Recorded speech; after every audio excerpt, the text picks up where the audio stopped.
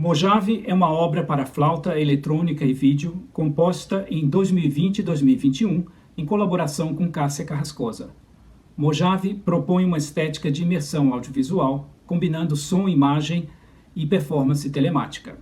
A obra foi desenvolvida com base em vídeo 3D e gravações de áudio ambissônicas realizadas no deserto de Mojave, Califórnia, em janeiro de 2019. Cássia Carrascosa criou uma performance para este local específico, interagindo fisicamente com a paisagem do deserto. Ela fez improvisações explorando técnicas estendidas para flauta e flauta baixo, movendo-se em torno da câmara 3D e do microfone ambissônico. Eu preparei um vídeo tridimensional, uma trilha sonora com sons ambissônicos e compus uma partitura para flauta eletrônica. A eletrônica foi desenvolvida num PAT Max, que explora algoritmos de delay e feedback, processando o som da flauta. A eletrônica cria um universo expandido de latências e sincronizações. Diferentes versões da peça foram criadas para mídia audiovisual e performance telemática ao vivo. Mojave é uma composição audiovisual de múltiplas camadas polifônicas, que reflete sobre a presença e ausência como forças vetoriais de criatividade. O contraste entre a vasta paisagem do deserto e o ambiente telemático confinado evoca os sentimentos existenciais de eterno e transitório, o finito e o infinito. A obra tematiza também a ansiedade que experimentamos atualmente entre o isolamento e a oportunidade de mergulhar em mundos virtuais para expandir a nossa presença e consciência do mundo. Como mencionado, diferentes versões da peça foram criadas, incluindo uma performance telemática ao vivo que explora as novas possibilidades da arte audiovisual e da criatividade por meio da comunicação telemática. O paradigma telemático envolve não apenas a tecnologia de interação entre os seres humanos, mas entre a mente humana e os sistemas artificiais de inteligência e percepção. Ele transcende o corpo, amplifica a mente em configurações imprevisíveis de pensamentos e criatividade, e pode contribuir para o surgimento de uma nova consciência global.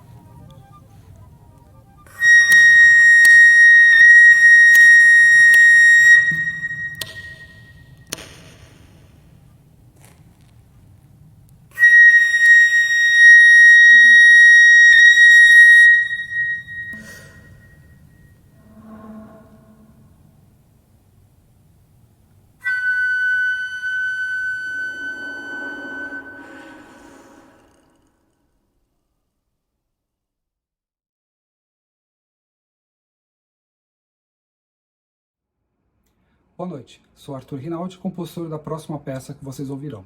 A peça intitulada Entre o Pesar e a Leveza foi composta em 2007 para vibrafone solo. O título é uma referência à obra de Milan Kundera, intitulada A Insustentável Leveza do Ser, uma obra que, por sua vez, é influenciada pela teoria de Jean-Paul Sartre, filósofo francês da corrente existencialista. A proposta da peça, influenciada por esses dois elementos, trabalha a partir do contraste entre dois materiais básicos. Por um lado, o material que representa o ser, um elemento inalterável, definido, fixo. Do outro lado, o nada, um elemento indefinido, em constante transformação. A peça trabalha com alternância, sobreposição, justaposição e fusão desses elementos que estão em constante conflito ao longo da obra. Nisso, o discurso musical às vezes faz sobreposições e tem muitas interrupções, tentando refletir justamente os conflitos que a teoria existencialista aponta sobre a nossa existência. Espero que vocês gostem. Boa noite.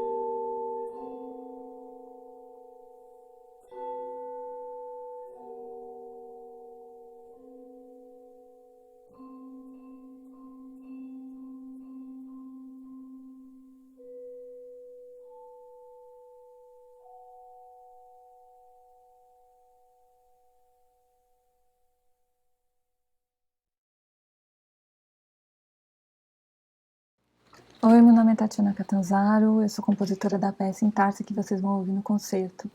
Essa é uma segunda versão que eu realizei com o William Teixeira, em colaboração com ele, que é um violoncelista, professor da UFMS. A versão original foi escrita em 2012, essa versão que a gente vai ouvir é de 2020, e de 2012 era para viola e eletrônica em tempo real. E o intuito da peça, Intársia, significa, é um tipo de machetaria, né, um ancestral da machetaria, que é esse desenho de madeira feito com a própria madeira. Então, eu queria fazer um som feito com o próprio som, lidar com os limites do controle sonoro através de análises espectrais. Então, eu pude analisar intimamente o som, ver a vida de cada parcial, e a partir dessa vida íntima de cada parcial, criar melodias, harmonias, densidades, timbres, toda a forma da peça, tudo vem de um mesmo som, que é um som écrasé ou overpressure, de grande pressão de arco no instrumento. E é como se a gente mergulhasse nesse som e ficasse viajando por zonas dele, filtradas, né, zonas filtradas dessa sonoridade.